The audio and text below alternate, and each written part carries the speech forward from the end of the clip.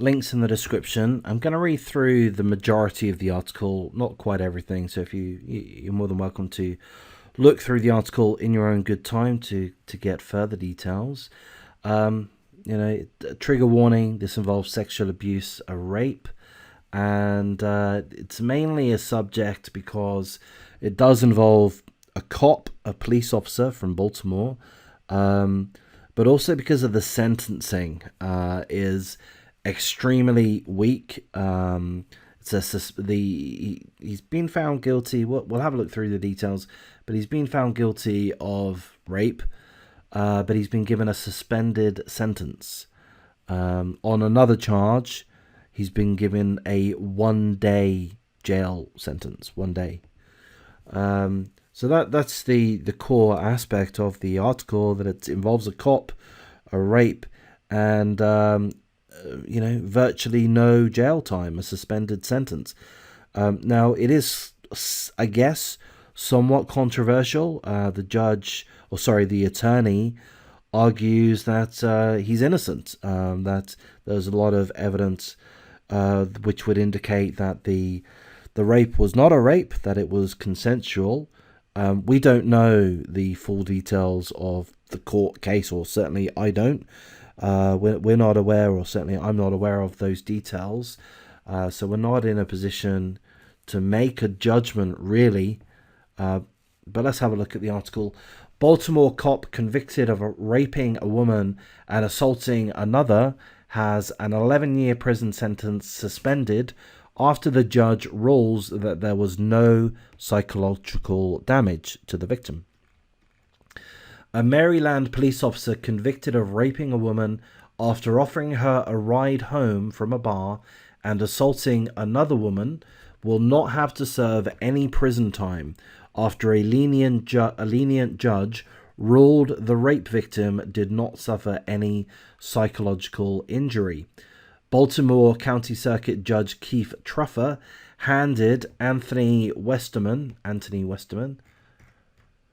just 4 years of home detention on Friday. 4 years of home detention, sparking outrage among prosecutors and sexual assault victim advocates. Westerman, 27 years of age, was convicted in August of 2 counts of second-degree rape and related charges for attacking a 22-year-old woman in October 2017. He was also found guilty of second-degree assault of another woman in June 2019. But at Friday's sentencing, Truffer, the county court judge, threw out one of the convictions, saying he had intended to find him guilty on only one rape count, after concluding that there was no evidence that the 22-year-old victim suffered psychological damage. I mean, I'm just going to comment on that. I mean, that does seem odd to me that that's the reason. That's why the the judge is going to give a suspended sentence, because he's not convinced that the rape victim was psychologically harmed enough. Is that it? Am I understanding this correctly? That's bizarre. It's shocking. It's twisted. It's that's not fair. You can't make a judgment. You can't decide not to sentence someone to prison just because the victim of sexual assault wasn't harmed enough. I mean, that's just craziness. Anyhow, back to the article. He then combined, so that's the judge, then combined the sentences for the remaining 5 counts into one and imposed a 15-year prison term on Westerman. 15 years, so that's quite a long prison term. But the judge suspended all but 4 years, which the disgraced cop will be allowed to serve at home while appealing his convictions. Okay, so if I'm understanding this correctly, I think I am.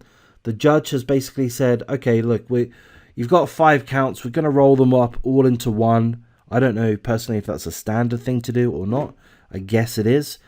And we're going to give you a 15-year sentence. So that's quite a long sentence.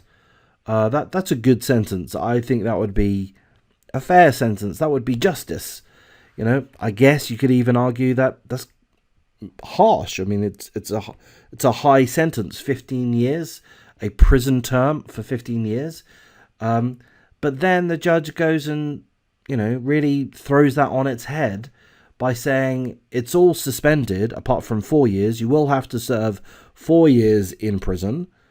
But then the judge goes further to say, well, for the time being, you can, because you're going to appeal this, you can stay at home. You don't need to go, you don't need to start that 15-year sentence now. You don't have to start that 4-year sentence now. You can go home, mate. You can go home. Speak to your lawyers, figure out a plan of attack to come back and do your appeal. And that will eat away at your prison term, your 4 years. So if it takes you 2 years to get your appeal together, and if the conviction stands, well, you'll only get to do 2 years in jail. I mean, I don't know. Maybe I don't have that entirely right, but I think I roughly do. The article continues. The news station reported that the judge also sentenced Westerman to a single day in jail for the second-degree assault of the victim in the 2019 case for what he described as a boorish act. So if I'm understanding correctly, the judge is kind of downplaying, belittling the second-degree assault of the victim in 2019. Again, I don't have any of the details of that case. For all I know, maybe the judge is right. Maybe they have good reasons to downplay that assault. But, I don't know. It just seems, I don't know. You find someone guilty of something and then you go, wasn't it that big of a deal? No, that doesn't seem right to me. I mean, if he was found guilty of second-degree assault, then surely he should be punished, sentenced accordingly. Not just given a day in jail just because the judge didn't think it was that bad. I mean, I don't know. I'm getting kind of disgusted by this article, by this case. The article continues. Baltimore County State's Attorney Scott Schellenberger said Westerman most likely will not spend any time behind bars beyond that one day because the appeals process is lengthy. Schellenberger, the Baltimore County State's attorney, criticized the judge's ruling, arguing that the sentence was inappropriate given the severity of the charges and that it sends the wrong message. Here's a quote by Schellenberger. I fear this could cause rape victims to hesitate to report their crimes if they do not feel like they will get justice. Well, yeah, so that's a sentiment which I think we all agree with. I mean, that's just common sense. If rape victims have the perception that convicted rapists don't get punished and sentenced appropriately, they get off very leniently, presumably because the judges just don't feel the situations are that serious, then yeah, I could imagine that. I think we could all imagine or agree that that's going to strongly influence rape victims to say, well, look, I'm not gonna put myself through the hardship, the scrutiny of a rape court case just so that I win a conviction, but the guy gets a lenient sentence, Anyhow, the article continues. Schellenberger also pushed back against the judge's argument that the rape victim showed no proof of psychological damage, simply because the prosecution did not submit a letter from her psychologist. Here's a quote again from Schellenberger, I believe. She had been in counseling ever since this incident happened, so I didn't really think there was a dispute about the fact that there was psychological damage. I think that's pretty much where I'm going to wrap up that part. I'm going to skip a little bit here. It talks a little bit about making this weak sentencing, making things difficult for victims. Victims not wanting to come forward.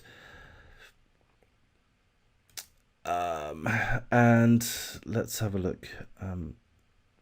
Okay, so the only other aspect to this article that I'm going to go through is what the attorney has said. And I mean, an attorney obviously is going to try to turn things around.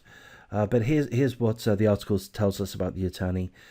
The attorney argued that the guilty verdict was against the weight of evidence and vowed to appeal.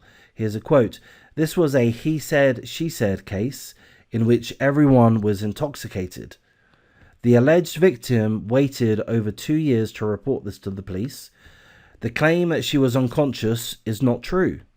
She admitted under oath that she was not only conscious, but that she had engaged in sexual acts that are highly inconsistent with a non-consensual encounter. We intend to appeal this conviction and we will not rest until Officer Westerman's name is cleared." So I'm just going to comment on that, and perhaps this is a little bit controversial or misplaced or such, I'm not sure. But the defense attorney is doing what he ought to be doing and defending the, in this case, the convicted.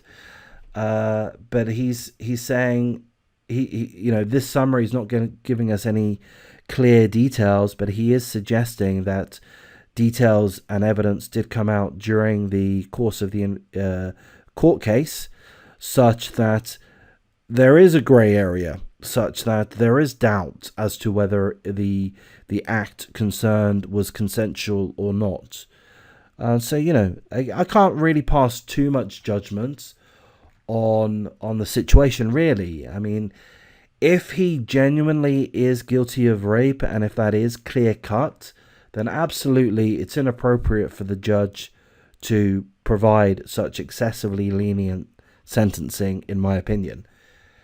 Having said that, if there is a significant grey area, if there is significant doubt, if there is reason to believe that the sexual encounter was indeed consensual, then I guess that would weigh heavily on a judge. And, perhaps, I don't know the details again, but perhaps the judge was right to provide a lenient sentence, and perhaps right to give the defendant the opportunity to perhaps gather further information or such. I'm not sure, for an appeal. I don't know. I don't know what the answer is in regards to this.